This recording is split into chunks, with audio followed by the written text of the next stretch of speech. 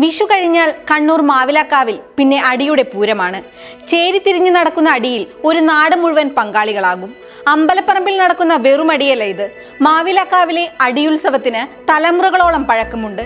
വറുതിയുടെ കാലത്ത് ഒരു പിടി അവിലിനു വേണ്ടി സഹോദരങ്ങൾ തമ്മിൽ നടന്ന തിക്കലിന്റെയും അടിയുടെയും ഓർമ്മ പുതുക്കലാണ് അടിയുത്സവം.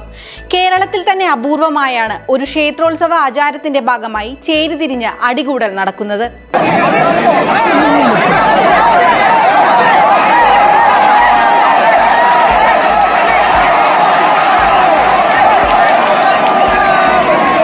വിഷു ഉത്സവത്തിന്റെ ഭാഗമായാണ് മേടം 2-നും 4-നും കച്ചേരിക്കാവിലെ ഇല്ലത്തിലും മാവിലായി നീലാഞ്ച് വയലിലും 2 റൗണ്ടുകളിലായി അടിയുത്സവം നടക്കുക. വിഷുക്കണി കണ്ടതിനു ശേഷം മോച്ചേരി ഇടത്തിൽ ദേവത്താരീശ്വരന്റെ സാന്നിധ്യത്തിൽ അവിലിനും മലരിനുമായി പിടിവലിയും തിക്കലും നടക്കും.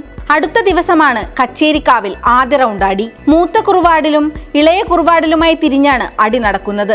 2 ചേരിക്കാർക്കുമായി ഓരോ കൈക്കോളന്മാരും ഉണ്ടാകും. കഠിന വ്രതം നോറ്റാണ് കൈക്കോളന്മാർ അടിയുത്സവത്തിന് തയ്യാറെടുക്കുന്നത്.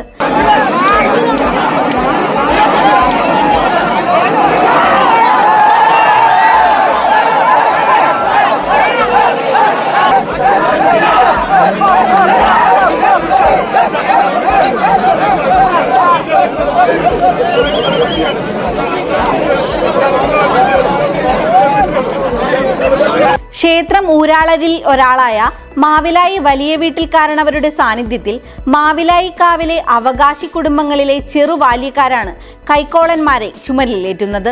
എടുത്തുയർത്തപ്പെടുന്ന കൈക്കോളന്മാർ ചാഞ്ഞും ചെരിഞ്ഞും ചേരിതിരിഞ്ഞ് ഉശിരനടിയാണ് പിന്നെ നടത്തുന്നത്.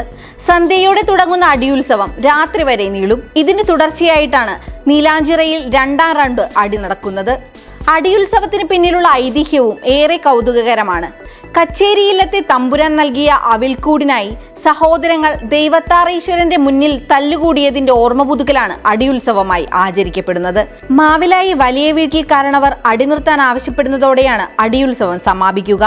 ഇതോടെ കരിമരുന്ന് പ്രയോഗവും കണ്ട് ആർപ്പുവിളികളോടെ മാവിലായി ദേശവാസികൾ നീലാഞ്ചിറ വയലിൽ നിന്ന് പിരിയും. സമകാലിക മലയാളം, കണ്ണൂർ.